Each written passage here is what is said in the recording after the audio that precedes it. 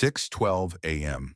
The skies over Missouri were overcast, a thin mist blanketing the parking lot of Ashton Yard, a North Bend supply warehouse in the Northern District, specializing in construction equipment. Figures moved quietly through the security gate, heads down, collars zipped high on thick jackets. No one spoke much. No one walked fast, but everyone tried to arrive on time. Elliot Granger stood by the concrete wall near the side entrance, reflective vest, dark blue beanie, and a worn clipboard in hand. Next to the clipboard hung a crumpled warehouse intake guide, pinned with frayed duct tape. He looked no different from a new inventory clerk on his second shift. Only he, and a secret no one in this warehouse knew, was the founding CEO of North Bend Supply, the very man who had once designed the first operational model by hand, and who had now returned to what was once considered the weakest link in the system. No cameras, no assistants, no official site visit. Just Elliot, disguised as Frank, after 3 nights sleeping in a roadside motel and pretending to learn how to scan barcodes. He wasn't here because of any formal complaint. All internal reports marked Ashton as compliant. Solid productivity, low losses, nothing irregular. But Elliot didn't buy it. The data suggested otherwise. Revenue at this delivery site had declined without explanation. Return rates had spiked unreasonably. Employee turnover was abnormally high. And strangest of all, there hadn't been a single grievance or exit report from any staff in the past 18 months. Everything was too quiet to be reasonable. Elliot quietly moved past steel shelving loaded with goods, holding a battered scanner, pretending to count halogen bulbs. As he approached the back pallet section, he heard a voice, familiar in tone, sharp and threatening, cutting through the fog colder than the morning air.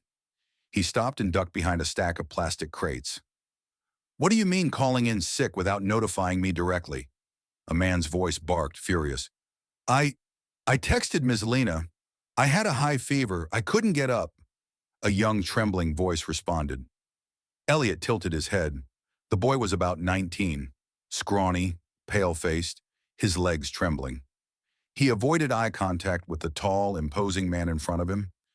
Rick Morley, the morning shift supervisor, known at Ashton as the Rising Sun, not because he brought light, but because everyone feared his glare. "Lena doesn't run this shift. I do," Rick snapped, his voice as sharp as a scalpel. "You disappeared for a day without cause, and now you show up expecting full pay? Life doesn't work that way, Noah." Noah, the name struck a chord in Elliot's memory. A part-timer, lived with his grandmother in the trailer park near the old town. His profile had shown up in the system when he joined 2 months ago, but had since vanished from all recent weekly reports.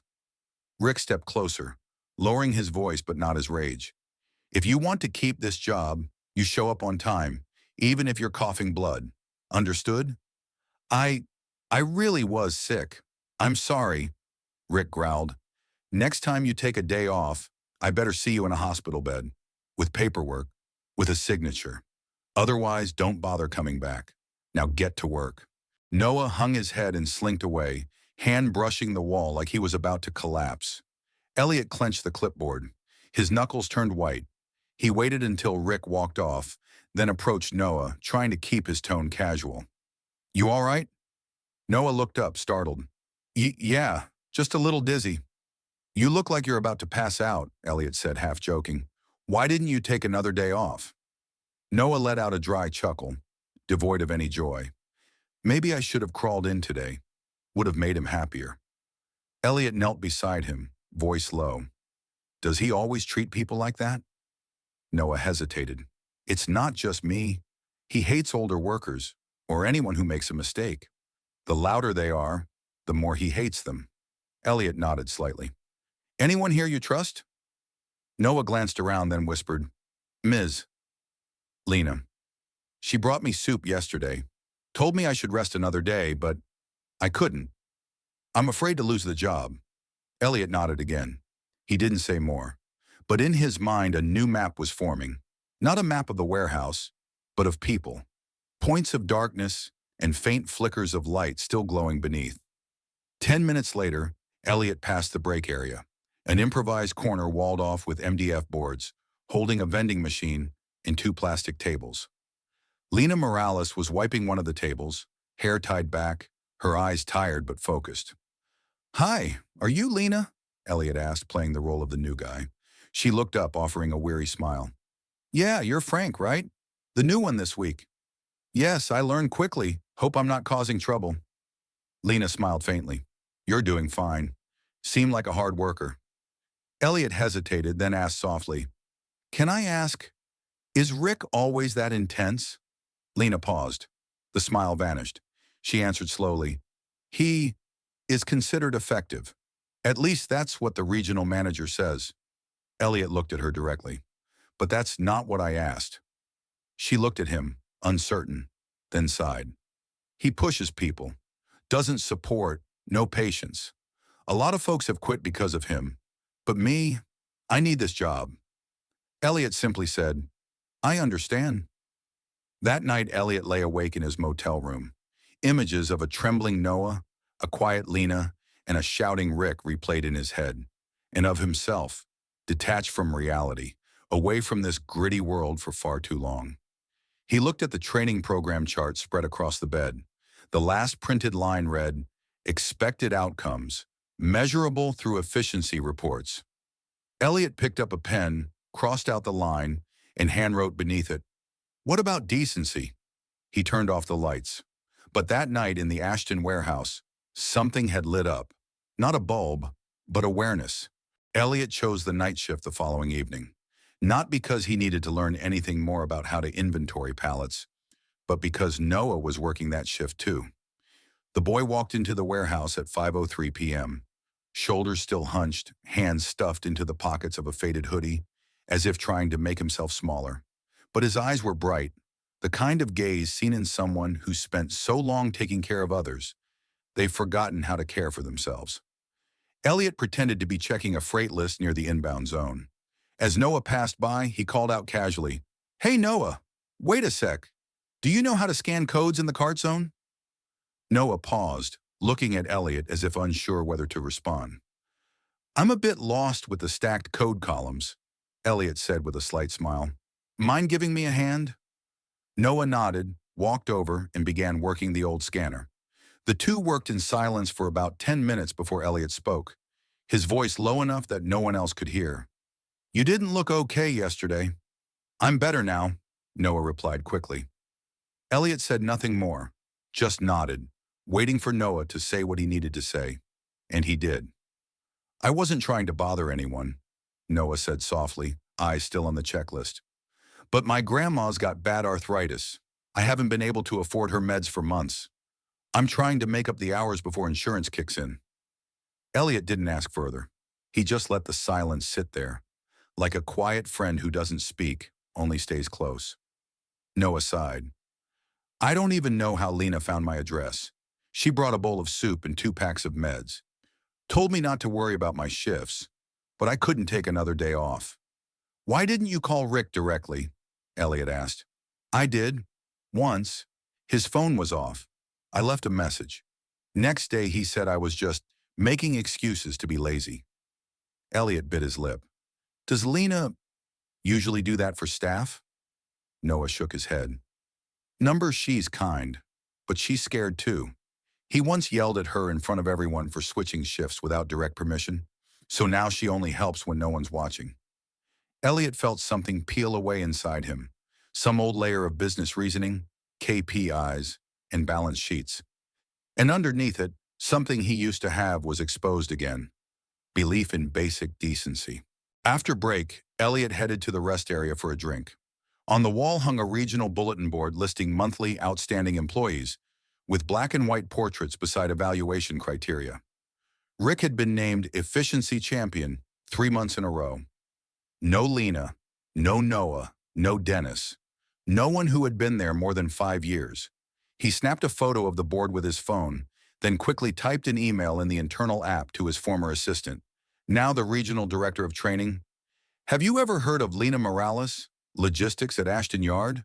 Was she included in any performance reviews over the past 12 months?" The email was sent. No one in the warehouse knew that Frank had just placed a question mark on what had seemed like a sealed system. 8 p.m. Most workers had gone home. Elliot stayed behind, reorganizing leftover barcodes. As he passed the old office area, once used by the supervisor, he saw the light still on. The blinds were half drawn, just enough to glimpse Rick sitting at the computer. Right hand on the mouse, left hand holding a red pen. Elliot stopped, separated by a pane of frosted glass. He didn't try to listen. He didn't need to. His eyes were enough. On the screen was the order summary, but Rick wasn't reviewing. He was typing, editing. The returned units column changed from 12 to 7. Delayed shipments shifted from 3 to 0. Then he crossed out several notes and printed a new version, sliding it into a folder labeled Report Supervisor Weekly. No one else was in the room. Elliot stood frozen. He didn't need further confirmation. No statement. He had written that tracking software himself, had once said in the very first team meeting, "A report only matters if it's true, not if it's edited to please someone." Rick had just distorted that entire principle, right in front of him, in the very office once used for daily team huddles. Elliot turned away, said nothing, needed nothing. But as he walked toward the warehouse stairwell, his eyes caught sight of Lena sitting at a workstation near the last scanning station. Her fingers moved gently. The screen's glow reflected off her tired eyes. And in the shadow of that massive warehouse, Elliot saw one thing clearly. Those eyes were the only place left where integrity still lived. He knew he would have to come back, not to count pallets, but to take inventory of trust. And this time, he wouldn't come alone. Tuesday morning. Ashton Yard was like any other day. Steady, tired, but strangely silent. As if the entire warehouse were a giant machine powered more by survival instinct than by belief in the work itself. Elliot arrived earlier than usual, still under the guise of Frank, the inventory clerk, worn clipboard, slightly dirty reflective vest, and a small USB drive tucked quietly into his chest pocket. He had stayed up past midnight to prepare this, planting a small error in the incoming shipment data.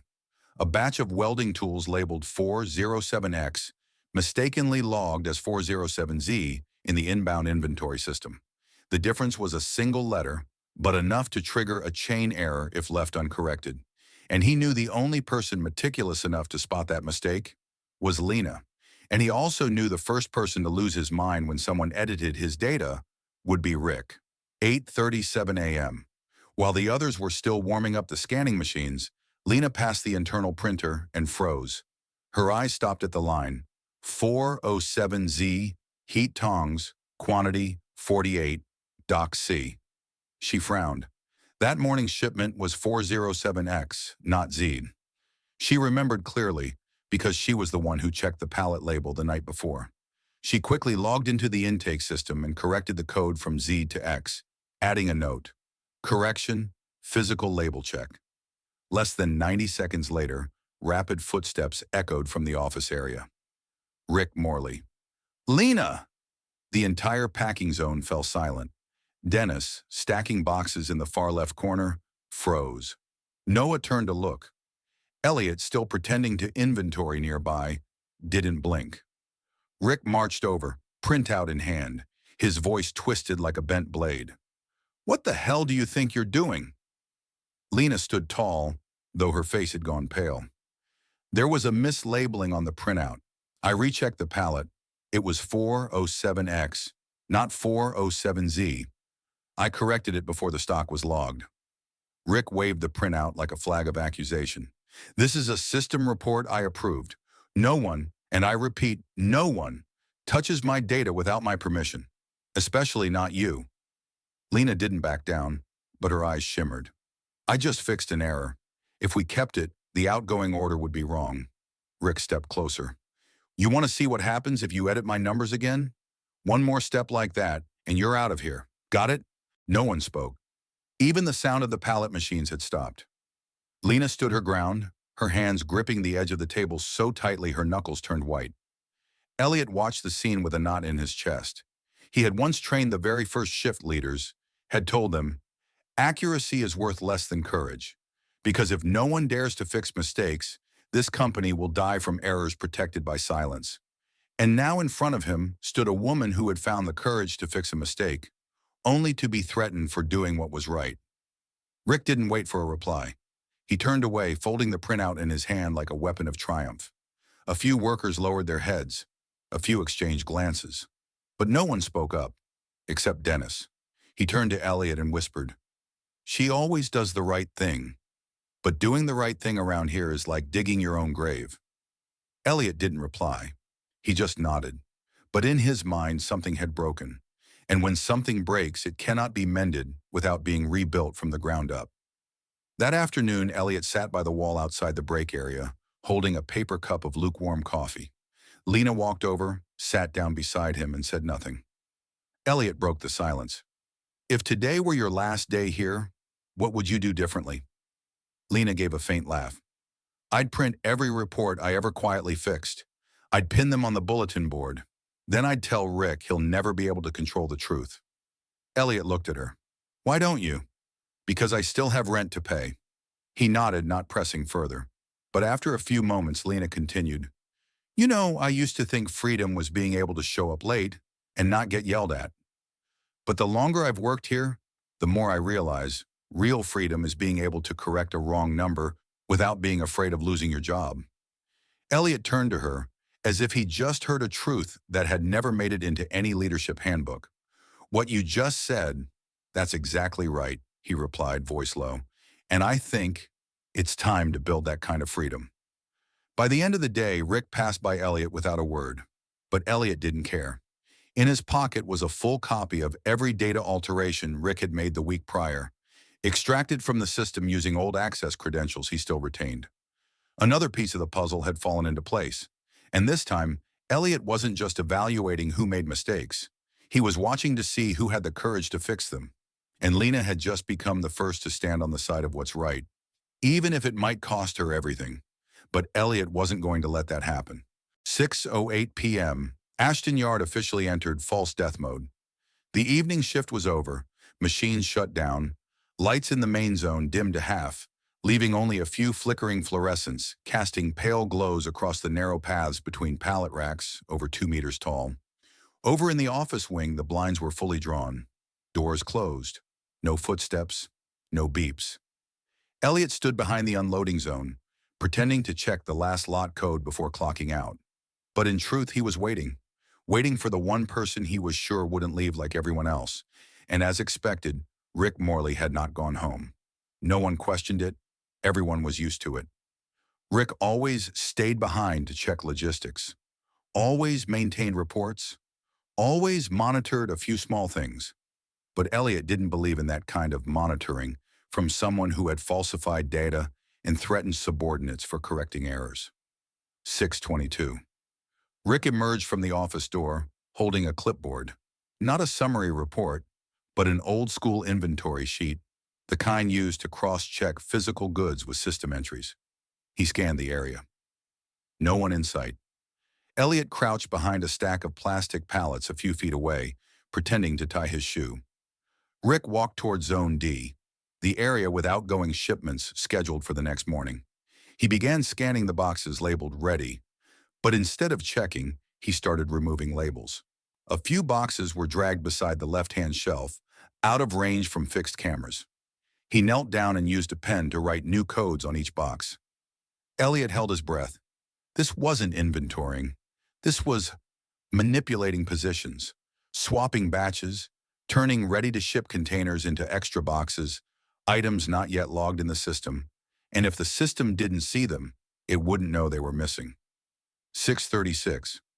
Rick lined up 3 boxes, threw a tarp over them, and made a phone call. His voice was low, curt. 3 items ready.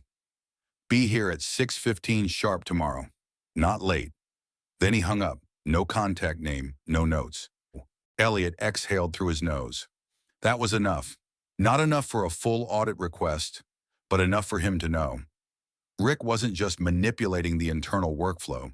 He was manipulating the entire logistics chain, and he did it calmly, like someone who had done it before or gotten away with it. The next morning, Elliot walked from the transport wing to the old maintenance area, a zone almost no one visited unless a light went out or a pallet tilted. He was looking for something, any physical sign that Rick's misconduct wasn't just digital. Dennis was nearby, inspecting a lift machine. He spotted Elliot and gave a slight nod. "Frank, early today." Elliot approached and spoke quietly.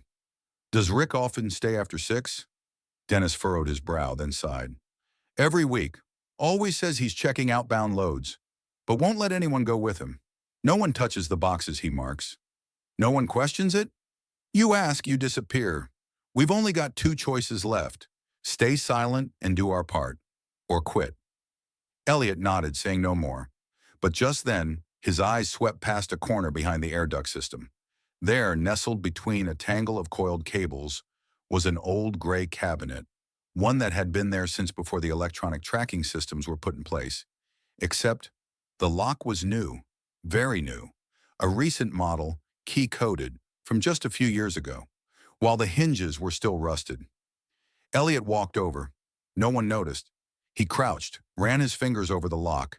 There were faint scratches around the edge, as if it had been unscrewed and reattached recently. No label, no cabinet number, no note on the warehouse floor plan, an invisible object in a system he had once designed to have no invisible elements. Dennis noticed and walked over. "That thing? Used to be an electrical cabinet. No one's used it in ages." Elliot asked, "Who replaced the lock?" "Probably Rick, few months back. Did it himself. No one's touched it since." Elliot stood up, said nothing, but in his mind the chain of links was starting to close. A warehouse with hundreds of blind spots, but only one new lock appears in a place no one visits. A man with access to move goods, a phone call with no saved contact, a string of altered data entries without verification. And now a cabinet. No one knows what's inside. But Elliot knew. Sooner or later, it would have to be opened. Because at Ashton Yard, too many things had been locked away for far too long, and he had come here to unlock them, one by one. Cold wind swept through the loading dock slit, carrying with it the smell of engine oil and unclean cardboard dust. Ashton Yard felt like an aging theater, where the same heavy scenes played out day after day. Same director, same scapegoat, and the same silent audience. Elliot arrived at the packing area at 2:12 p.m., just as 2 young workers were arguing over a shipment missing a pallet. One of them, Carlos, about 24 years old, quick hands, steady gaze, presented his defense. He had never touched Base 7 that day. The other, Jamal, also insisted that his night shift had nothing to do with it. Rick Morley appeared in under 60 seconds. No one had called him. No one had reported anything. But as usual, he always knew when someone was arguing, and always turned conflict into condemnation. "What is it this time?" Rick barked. "A shipment from Base 7 is missing a pallet," Carlos replied, trying to stay calm. "Neither of us touched it since yesterday." Rick didn't look at the shipping logs. Didn't need confirmation. He pulled out a pen and tapped his clipboard. "I swear, if one more outgoing order is wrong, I'm docking 3 hours from both your shifts next week." "We didn't do anything wrong," Jamal said, firmer this time. "It was an inbound error. I double-checked." Rick stepped closer, his voice dropping but sharp as broken glass. "You think I care about your reasons? I care about results. Got that? Reasons won't keep you employed, kid." Elliot stood beside the scanning station, his hand tightening around the clipboard. He had seen this play out too many times. And if this had been the first, maybe he would have let it slide. But it wasn't. And the way Rick turned his back, hand flung like tossing trash, that was the final straw. "I think," Elliot said aloud, voice steady, "blaming people without checking the facts is the fastest way to lose good workers." The air froze. Rick spun around, eyes narrowing in disbelief that someone had dared to cut in. "What did you just say?" "I said, if you don't check the inbound records, you can't be sure it's the Packers' fault." "And who the hell do you think you are to say that?" A simple question, but it danced on the edge of danger. Half of Elliot wanted to remove the beanie, take off the glasses, and say, "I'm the one who hired you." But the other half, stronger, held him back. Because it wasn't time. Not yet. Elliot looked him in the eye. "Just someone who reads the numbers." Rick scoffed, then growled through his teeth. "Then stick to reading and don't open your damn mouth. This isn't the place to act smart." "It's not," Elliot replied slowly. But it is a place where everyone should be treated right, even when they can't defend themselves. The air thickened. Lena stood at the far end of the row, her hand frozen above the checklist. Dennis looked up, his eyes holding something he couldn't swallow. Carlos bit his lip. Jamal stared at his shoes. Rick scanned the room, then walked off, saying nothing more. But his footsteps were stiffer than usual. That afternoon, Lena found Elliot in the empty pallet zone. She said nothing at first, just handed him a handwritten note. Bay 7, rechecked inbound. Pallet code was misinterred during previous shift. Jamal's right. Carlos didn't touch it. Elliot looked at her. Thank you. You shouldn't have spoken up earlier, she said. Not scolding, just like someone who'd grown used to the fallout. I know. He'll be watching you now. And around here, being noticed isn't a good thing. Elliot smiled for the first time in days. Do you think I came here to be left alone? Lena shook her head, but she smiled too. Tired, but with something quietly returning to life. That night, Elliot opened the system's data files. The Bay 7 shipment had been short since 3 days ago, due to an input error by a former employee who had already quit last week. No one corrected it. No one checked. Rick never reviewed inbound logs. He only blamed the Packers, a system not built to function correctly, but built to find someone to blame before finding the truth. Elliot leaned back. His back ached. His eyes burned. But his mind was clearer than it had been in weeks. Because for the first time since arriving at this warehouse, he wasn't alone anymore. For the first time, he had spoken up. Friday. A light rain began to fall. Tiny droplets tapped against the metal roof above the logistics zone, forming a monotonous but taut rhythm, like a string pulled tight. Ashton Yard was operating normally, at least on the surface. Staff still scanned codes. Forklifts still rolled steadily. Printers still beeped in rhythm. But beneath that surface, something was shifting quietly, something that only a few people knew. Rick Morley was no longer the only one who knew every dark corner of this warehouse. Around noon, Lena approached Elliot while he was stacking pallets with Dennis. She didn't say a word, only gestured. Her eyes were strange, not panicked, not confused, but a mix of determination and caution, like someone who had kept a secret long enough and was finally ready to share it, only if she was sure the person before her was worthy of it. They walked along the technical corridor behind the maintenance wing. Cold air blew backward through old vents, the smell of engine oil mixing with dampness from last night's rain. Lena stopped behind the old generator, an area rarely visited except by maintenance techs. There, as Elliot had noticed days earlier, stood a silver-gray cabinet, its hinges rusted, but its lock freshly new. This lock was recently changed? Elliot asked. About 4 months ago, Lena replied. He said it was overflow storage, for old documents, off limits.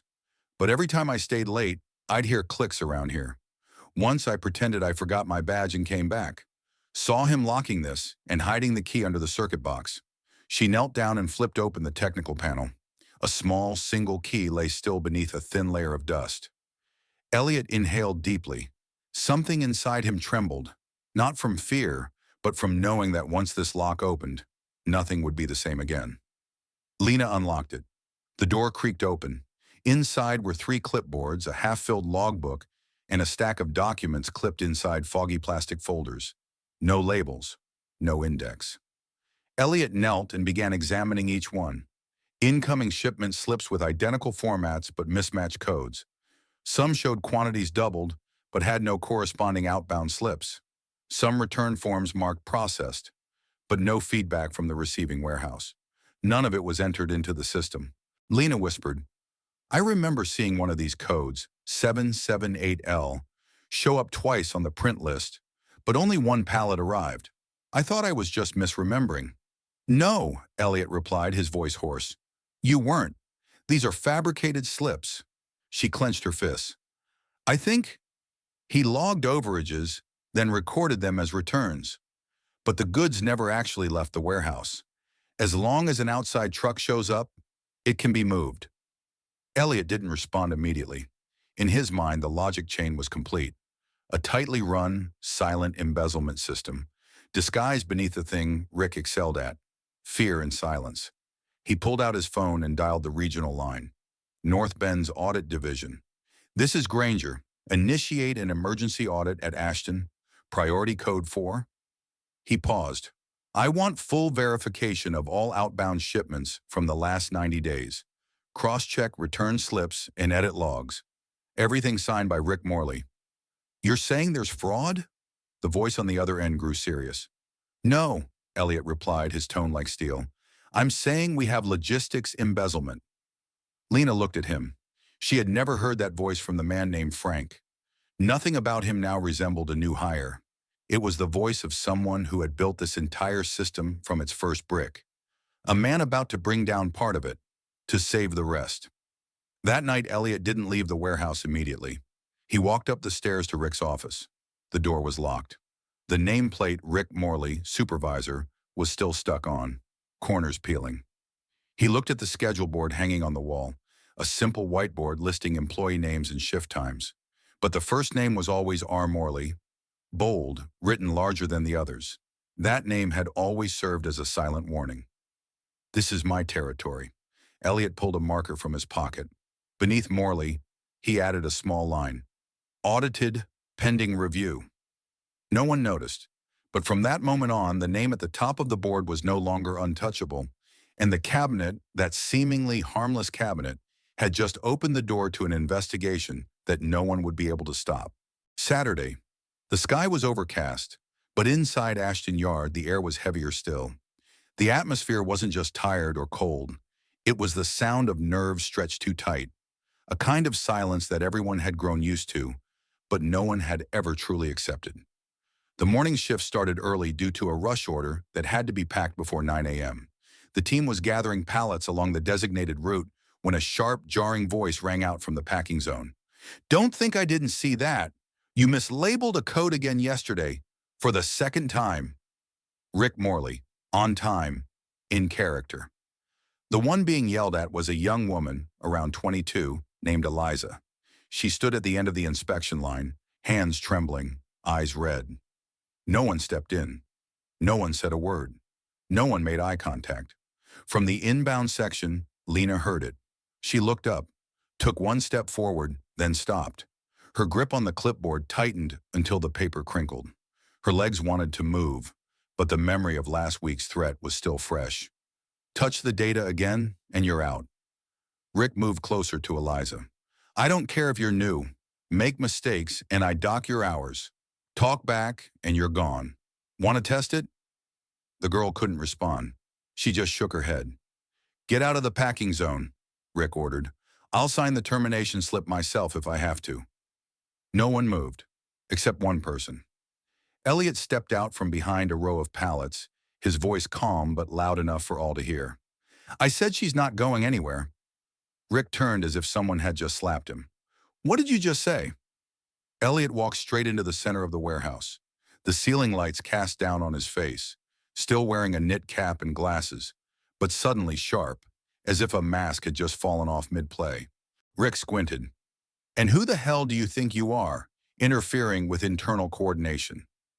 Elliot stopped exactly halfway between Rick and Eliza. He removed his glasses, then slowly took off the beanie, revealing neatly trimmed hair with strands of gray. His voice wasn't loud, but each word landed with weight.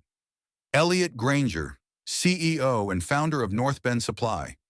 The entire warehouse froze. Marcus, the tall worker from shipping, stood straight up from his bench. Lena froze in place, eyes wide like she'd just seen a ghost step out from the corporate org chart. Dennis, lifting a shipment, stopped mid-motion, mouth slightly open. Eliza, the one just kicked out, still didn't quite understand, but she looked at Elliot as if she had just seen a door open in a room with no exits.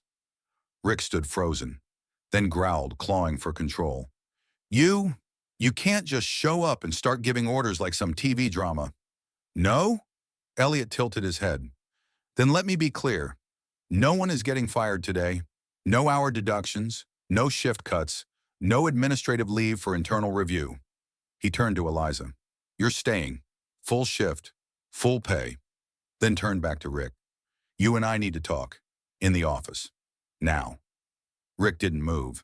His feet stayed planted. His hand stayed still, but in his eyes, for the first time, there was fear. Go, Elliot repeated. No shouting, no threat, just a command that could not be ignored. Rick walked. Elliot followed. The office door closed behind them. No one said a word. But in the middle of the warehouse, the air had changed. Those who once looked down now looked up. Lena stepped away from her post, walked to Eliza, placed a hand on her shoulder without saying a word. Marcus slowly moved toward the loading team, his eyes clearer, more certain. On the whiteboard at the end of the hallway, where only Rick's name had ever been written in bold, someone using a blue marker had scribbled in small letters at the bottom. Frank was never just Frank. No one erased it. No one laughed. But everyone knew. Everything was different now. The office door shut behind Rick Morley like the final slam that ended a play long overstaged. Elliot remained standing. Rick stayed too, arms crossed, trying to maintain a calm front, but his usual confidence had already curdled into something defensive. Sit, Elliot said. Rick didn't move. All right then, let's keep this brief. From his pocket, Elliot pulled out a clipped folder, the exact stack of documents Lena had found in the locked cabinet behind the generator. He opened it and laid it on the table. Fake intake slips, non-existent return orders, overwritten shipment codes, mismatched inventory quantities. 3 consecutive months. Rick glanced down, then shook his head, grasping at a last straw. This isn't proof. Anyone could have fabricated these.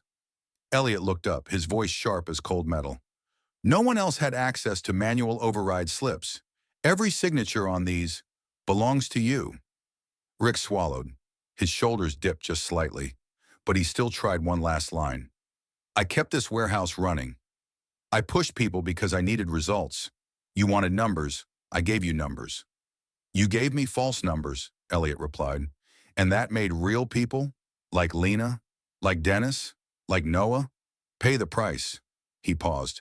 I built this company to be different, to be a place where technicality wouldn't be used as an excuse to step on people. From another folder, Elliot pulled a single sheet of paper. No logo, no red stamp, just one bold line. Termination of employment, effective immediately. He signed it. No hesitation, no deliberation. Pack your things. You're done at North Bend. Rick stood motionless, his face drained of color. He took the paper quietly, walked out without a word. No posturing, no shouting, no resistance. The door closed behind him, this time for good. Elliot stepped out of the office and stood atop the steel stairs, overlooking the entire warehouse. Everyone had stopped working. They didn't know what they were waiting for, but they all knew something big had just happened. He took a deep breath, then spoke. Rick Morley is no longer with North Bend. That starts today. No one clapped, no one shouted, but in their eyes something returned that had been missing for far too long. Trust. I know you've all had to carry too much, working extra hours without anyone asking why, fixing system errors that no one acknowledged, doing the right thing and getting yelled at like you did the wrong one. I used to think it was enough if the system ran, but I was wrong. A system not built on real people isn't worth keeping alive. He paused. Starting today, we change that. He opened his clipboard. The new shift schedule is being adjusted. Anyone working more than 36 hours a week will be prioritized for healthcare benefits. Sick pay begins next week, including for time off taken this past month, like Noah's. Noah, standing quietly behind a wooden rack, blinked. It was the first time his name had been spoken out loud, not as a warning, but as recognition. The acting logistics supervisor, starting today, is Lena Morales. A quiet murmur escaped, like a valve releasing pressure long built up. Lena stood frozen, unable to believe what she'd heard. She stammered. It's not a proposal, Elliot said. It's trust. He stepped down from the steel stairs, walked to the center of the warehouse, and did something no one expected. He stopped in front of Lena and bowed his head. Not deeply, not dramatically, just enough for a CEO to bow before someone who had held an entire warehouse together for months, with nothing but a bowl of soup in a trust she never withdrew. The whole warehouse went still. No one moved. But an hour later, on North Bend's internal network, a photo began circulating, taken quietly by someone who had been watching. Elliot Granger, standing in the middle of Ashton Yard, bowing his head to Lena Morales. The caption didn't need flourish. Just one line. Finally, someone looked up. By looking down, Elliot turned toward the shipping board. Dennis Caldwell. The salt and pepper-haired man nodded. I know you've trained every new hire for the last 6 months. I also know you haven't been paid a dime extra. Dennis started to speak, but Elliot raised a hand. I'm not asking. I'm telling you, back pay for your training duties, starting from day one, will be included in your next paycheck. Dennis didn't reply. He turned away, but everyone saw the shimmer in his eyes. Later that morning, a company-wide memo went out across North Bend's internal system. Ashton Yard will be the first facility to pilot a new operational model. Flexible scheduling, transparent benefits, and temporary local authority for internal decisions. Work as if no one's watching, because from now on, no one will have to shout to be heard. Monday. After a weekend without Rick Morley, Ashton Yard entered the morning with a strange new rhythm. Not faster, not slower, just different. The kind of different that comes from no longer having to look over your shoulder. No more hearing heavy footsteps pounding across concrete when a mistake was made. And most of all, no more being yelled at for asking a simple question. Elliot arrived early, not as Frank anymore. Today he wore a light gray shirt, no tie, but still had on the same work boots as everyone else. He climbed the stairs to the second-floor office, once Rick's, and opened the door. The old whiteboard was still there. Rick's messy handwriting remained. Push harder. No excuses. Cut dead weight. Elliot took a cloth and wiped it clean. He didn't rush. He wiped each line slowly, as if scrubbing away an old weight pressed against someone's back. He stood silently for a few seconds before the blank board. Then he picked up a marker and wrote, with calm, deliberate strokes, just slightly lower than the top, right at eye level. Respect doesn't need to shout. Trust doesn't need to boast. No one saw him write it, but later everyone who walked into that room paused for a moment. No one erased it. No one added to it. 9 a.m., Elliot sent out an internal message. 10 a.m., open staff meeting, optional. Drop by the break corner if you've got time. No title, no topic, no pressure. At 10 o'clock sharp, nearly 30 people gathered in the break corner, a spot that usually only had a few plastic tables and a vending machine. But today, Lena and Dennis had quietly rearranged the space. They added chairs, brought in a sideboard. No podium. No one stood. Everyone sat, including Elliot. He began, I don't have a speech. I just want to sit with you, hear you. No note-taking, no evaluations, just to understand. No one spoke right away, but no one left either. Lena was the first to speak. I think the biggest thing that just happened isn't about changing the manager. It's that we're no longer scared to open our mouths. Another worker, Tara from the inspection team, added quietly, for the first time in 6 months, I saw someone bow their head to the people who work here. Soft murmurs of agreement followed, quiet but real. Elliot nodded, scanning the room. Then he said, and if anyone here has ever been asked to give more, but received less, I want to fix that. Starting today. He turned to Marcus, the quiet, diligent worker who always did things right but had never been given a chance. Marcus, the man looked up, a little stunned. I'd like to offer you the team lead position for outbound. Not temporary, permanent. Not because I think you're better than anyone, but because I think you can see, not just to do, but to guide others without making them afraid. Marcus swallowed. I don't know if I want to. That's okay, Elliot said gently. Take your time. After a moment, Marcus shook his head. I don't want to become like him. No one had to ask who him was. Elliot smiled. You won't. You'll do better, because you know what it feels like to be underneath, and you'll never let anyone fall again. Marcus looked at him. Then slowly he nodded. There was no applause, but everyone looked at Marcus with silent assurance. For the first time, a person who had never spoken was finally heard. That afternoon, while checking inbound inventory, Elliot walked past the break room. He noticed someone, probably Eliza, had quietly taped a small printout to the bulletin board. From now on, we don't need to yell to be heard. No signature, none needed. Because at Ashton Yard now, a name no longer mattered as much as this one question. Were you listening? 4 days later, 2:13 p.m.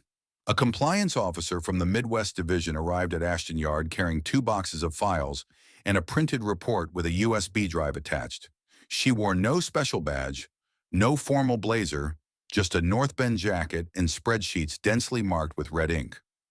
Elliot met her in the second-floor office. No lawyer, no union rep, just a meeting table, 2 cups of coffee, and the silence of numbers that couldn't be denied. "Confirmed," she said, her voice calm but firm. "6 return slips marked as processed, never left the dock. 3 of them involve high-value equipment under special control codes." Elliot nodded. "All of them bear Rick Morley's signature. No shipping confirmation, no driver sign-offs." "Camera footage?" he asked. "Incomplete. He used the blind spot between the 2 aisle rows. But we have timestamp logs for incoming and outgoing vehicles. No transport unit entered during the timeframes listed on the slips." She pulled out one final packet. "Total loss, $9,742. We forwarded the complete file to the legal department. The internal investigation is closed. North Bend may issue a public statement at any time." Elliot looked at the file. He didn't open it, just nodded. "Thank you," he said. "You did well." When she left, Elliot stood and walked to the door, where the nameplate still hung. Supervisor Rick Morley.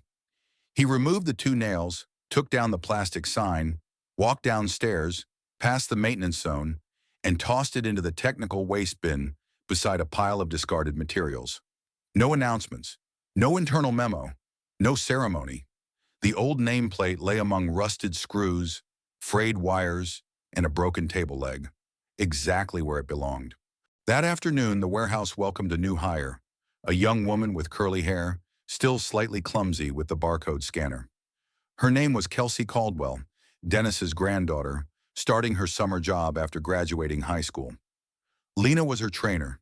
She showed her how to use the checklist, how to stack items in the correct sequence. Kelsey asked lots of questions but didn't fear making mistakes. Dennis watched quietly from a distance, his gaze steady and warm. A circle closed, not through bloodline, but through trust. No nameplate required, just a door left open, so a young person could walk in on her own 2 feet. 5:30 p.m. Elliot stood at the warehouse entrance. He didn't go in, just looked through the glass, watching as the others worked. No one looked back at him, and that was exactly right.